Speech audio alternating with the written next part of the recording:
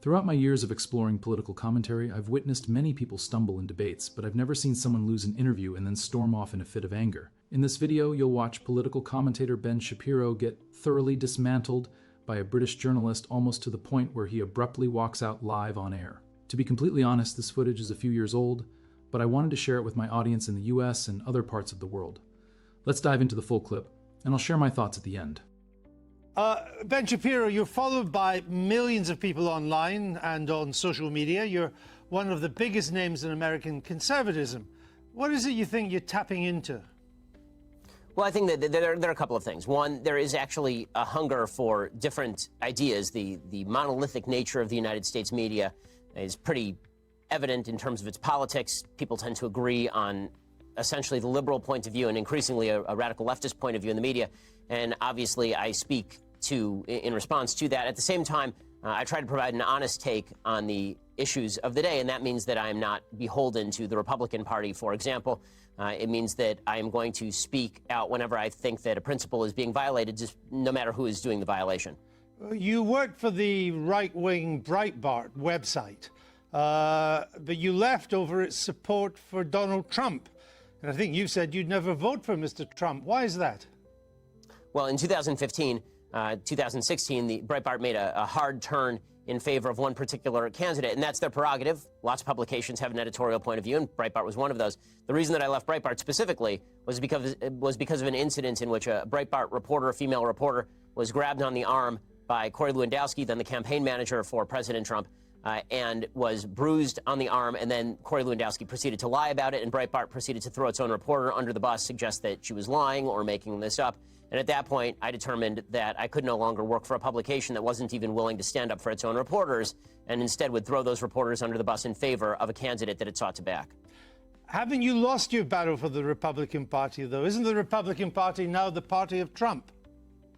No, I mean, I think that the Republican Party is always the party of whomever is the president, technically speaking. But in terms of who are the sort of the thought leaders inside the conservative movement, who are the people who are driving a lot of the discussion inside the conservative movement, I don't think that's correct at all. I think that most Republicans see President Trump as a vehicle for their policy preferences, but that doesn't necessarily mean that they agree with all of his personal foibles or the way that he behaves or the things that he says. And I think a lot of Republicans respond in anger to the media attacking President Trump mainly out of a reactionary and half-appropriate upset that the media seem to have a double standard when it comes to covering certain politicians. I'm interested that you think there's a thought movement inside the Republican Party.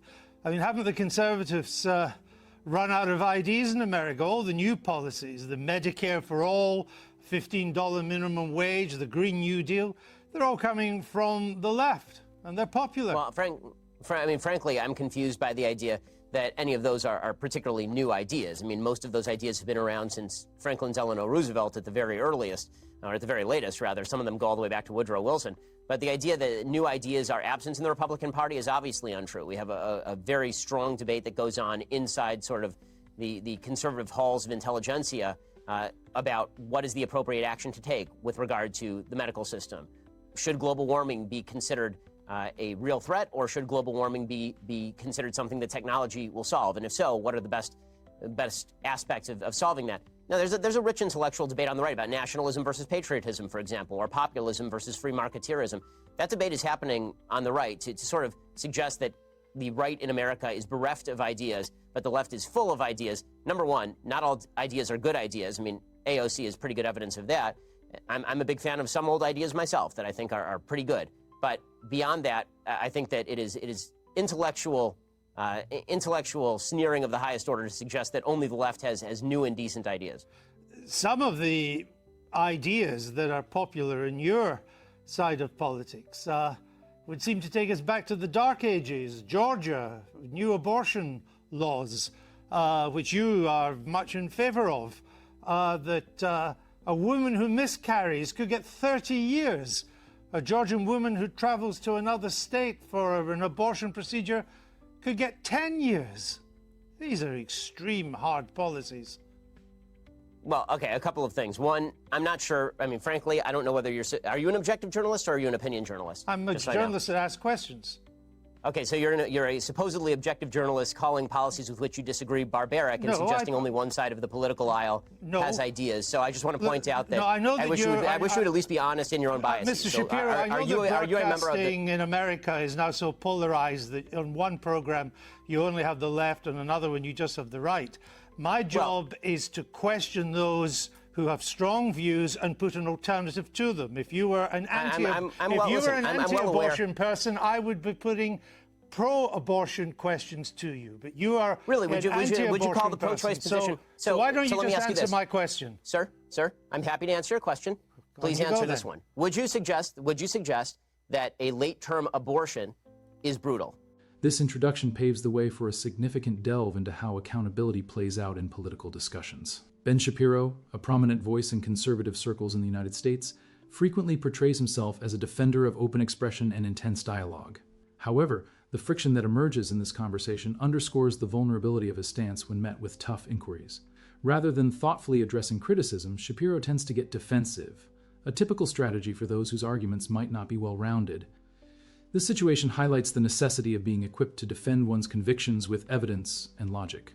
Moreover, the idea of monolithic media indicates a failure to recognize the wide array of viewpoints available in today's media environment.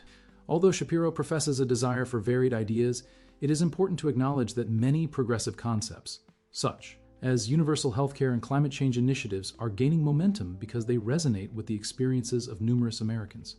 This interaction underscores the need for authentic conversations that go beyond partisan divisions instead of straightforward narratives that deepen divides. In championing progressive ideals, it is vital to stress the importance of listening to and understanding contrasting views, even from figures like Shapiro, who often position their arguments as counterpoints to perceived liberalism. This approach is key to promoting a more inclusive and productive political dialogue. Let's keep going.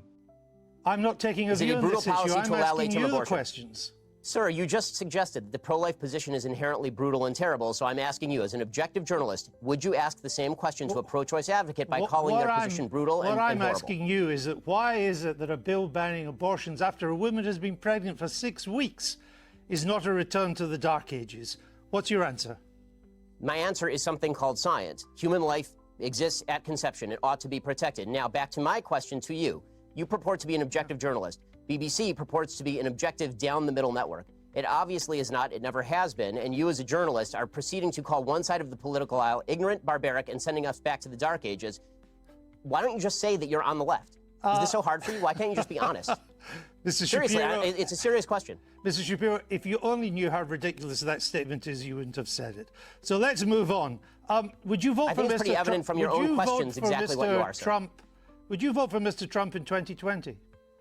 I'd certainly consider voting for Mr. Trump in 2020, just like I'd consider voting for anybody else in 2020. But didn't you once say that you'd never vote for him? I said that I wouldn't vote for him in 2016. And then I wrote a column for National Review explaining the conditions under which I might change my mind. You're a culture war warrior. Isn't he largely on your side? You wrote once it was unlikely he'd appoint conservative judges to the Supreme Court. He has. Right. So you were wrong. And so I like many of President Trump's policies, even if I still have serious reservations about his personality and character. Do you think there's a Democrat that could beat him in 2020? Sure, I think there are several Democrats who could beat him in 2020. Who would have the best chance? I think that Joe Biden is likeliest to beat him, considering that he has significant appeal in a lot of the Rust Belt, in places like Pennsylvania, Michigan, Wisconsin, the places that President Trump needs to win to retain the presidency. And Joe Biden also has a long history in politics, which means that the American people already have sort of a preconceived vision of him.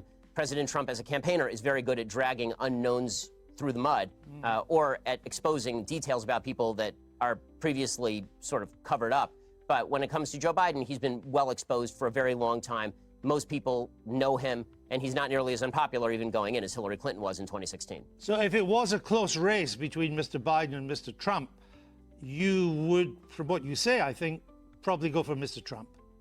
Yes, I would vote for Mr. Trump if it were a race between Biden and Trump, because I think that the damage that President Trump has done to the country on a character and rhetorical level has already been done and cannot be undone. I don't see it as getting worse day by day. That is the new status quo, unfortunately. Now the question becomes which policies I would most like to see enacted, and Trump's policy preferences are closer to my own than Joe Biden's are. Now, you're a star of new media, of conservative new media. You and others on the left and the right, you position yourselves as supposed tellers of hard truths. But haven't you all just really coarsened public discourse in America and exacerbated its divisions? You know, it's kind of odd to be hearing about me coarsening public discourse when you call policies you disagree with brutal and bringing us back to the Dark Ages, sir. The point, I don't want to return to it, but the point was to put a position for you to reply to it. And I thought we covered that. I put think some of the points too, because on your characterization of issues is part of the problem in the coarsening of public debate. Well, maybe it's also part of your problem too, because we have from your YouTube videos, Ben Shapiro destroys the abortion argument. Ben Shapiro destroys transgenderism and abortion. Is that not a kind of coarse public discourse? Well, are those videos labeled by me? I have no idea. But why are you picking out? Why are you? I have a question. Why are you picking out random YouTube videos put up by people who are not me? Are you and then attributing the titles to me? Are you unhappy with the way they've been described? I think that people can describe me however they please. It's a free country, and I'm all in favor of a public debate. If you watch the actual clips, they are generally civil conversations between me and somebody who disagrees with me. You say in your new book, you suggest that America's largest struggle at the moment is, quote, the struggle for our national soul. We are so angry at each other right now. And I think that's true. I've just returned from the United States. But aren't you part of the problem with the way you go about your discourse, not the solution? I think we can all do better in our discourse, but the fact that I've reached out to so many people across the aisle to have conversations with them is pretty evident. The fact that I was willing to walk from a publication that was paying me money over principle is pretty evident. The fact that I've called out President Trump, a member of a party of which I am a member, repeatedly when I think that he has done things that are immoral, I think is decent evidence that I'm looking at least for a civil conversation. Well, as you say in your book, you say that there's quite a key phrase, we are so angry at each other right now. But as I say, aren't you part of that anger? Aren't you encouraging that anger? For example, you described Mr. Obama's State of the Union address in 2012 as fascist mentality in action. Shapiro's firm position signals an unwillingness to address the moral complexities surrounding restrictive abortion legislation. By framing the debate as a matter of biased inquiries, he avoids confronting the tangible effects such policies have on women's lives. This approach is part of a broader trend in political dialogue, where difficult truths are often overlooked to preserve ideological consistency. His claim that the pro-life stance isn't harsh dismisses the profound impact of limiting reproductive rights. Reducing a vital issue to simple definitions doesn't consider the intricate realities faced by those in need of reproductive health services, highlighting the importance of empathy in these conversations. Additionally, his comments about media bias suggest an avoidance of recognizing the variety of perspectives within journalism.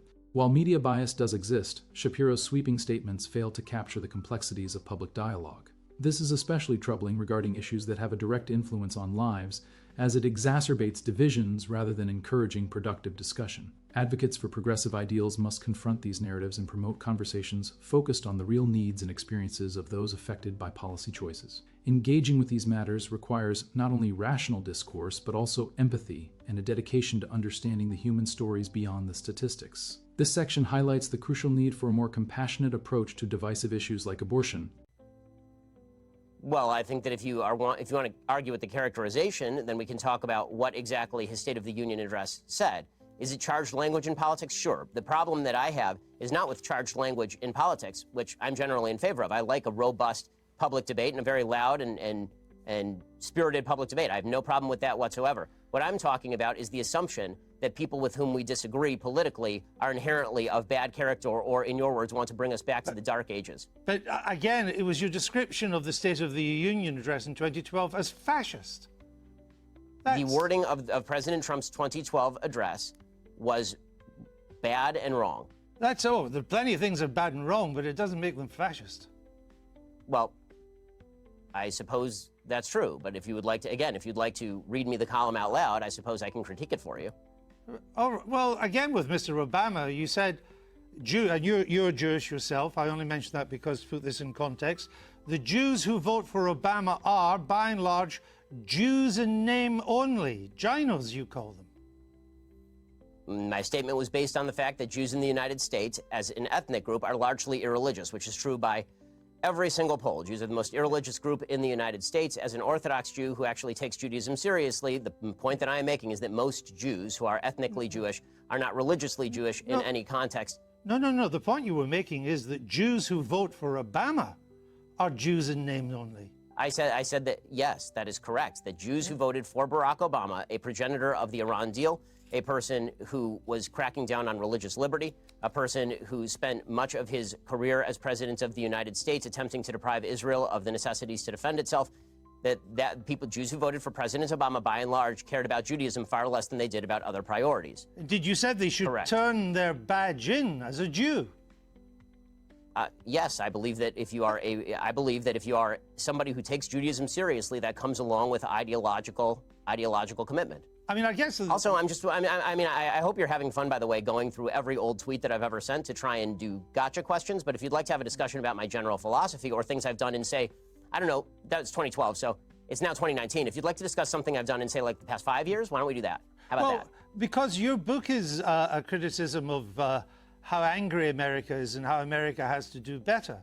And I'm simply I have an entire list on my website, sir. On my list, I have an entire website of dumb, bad things that I've said. I'm simply trying to point out some of the things you've said that seem to me to help to stoke that anger. For example, you said Israelis like to build, Arabs like to bomb crap and live in open sewage.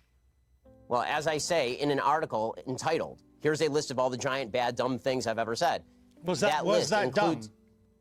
What? Yes, that's a dumb tweet. And not only, but it is also important to mention that the next few tweets clarify that that tweet is specifically referring to the Hamas leadership, which, by the way, a BBC I've seen is relatively reticent to condemn. No, actually, it wasn't. What you went on to do and say, you are correct about the slur on Arabs. It's not all Arabs that want to live in open sewage and blow things up.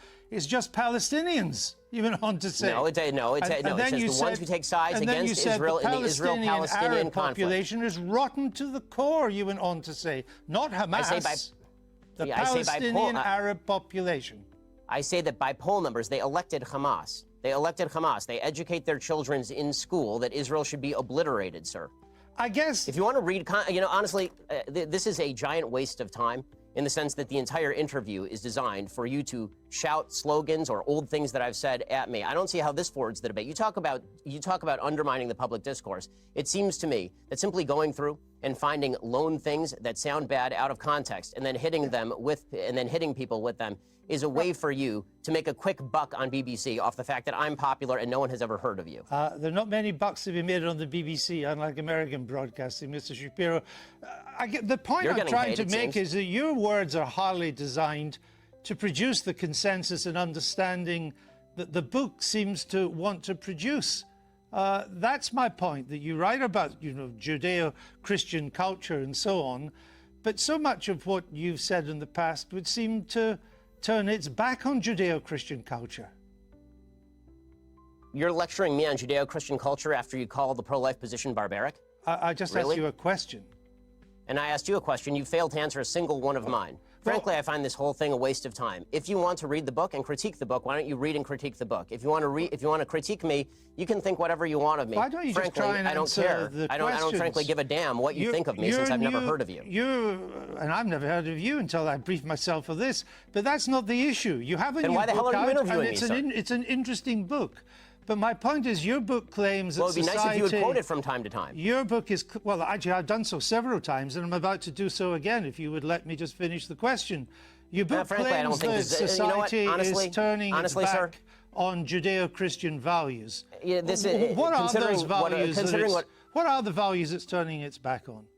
I'm not inclined to continue an interview with a person as badly motivated as you as an interviewer. So I think we're done here. I appreciate your time, sir. All right. Thank you so much. Thank you for your time and for showing that anger is not part of American political discourse. Now, Mr. Shapiro, we'll say goodbye.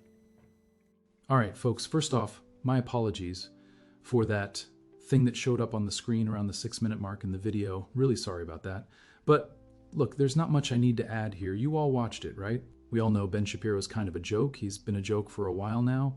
When he was actually challenged, he crumbled like a soggy towel. Honestly, there's not much else to say. I want to hear your thoughts in the comment section below. Have you seen this clip before? If not, let me know what you think. It's from 2019, so it's a bit old, but it's always a good piece to revisit to remind everyone how Andrew Neil from the BBC completely dominated Ben Shapiro in that interview here in the UK. As usual, if you haven't joined the family yet, please hit that subscribe button. I'd love for you to be part of our community. While you're at it, smash that thumbs up button to help the YouTube algorithm out. Let's get this video in front of as many eyes as possible, and don't forget to turn on the bell notification so you're alerted every time we drop a new video. Really appreciate you all, and I'll catch you in the next one.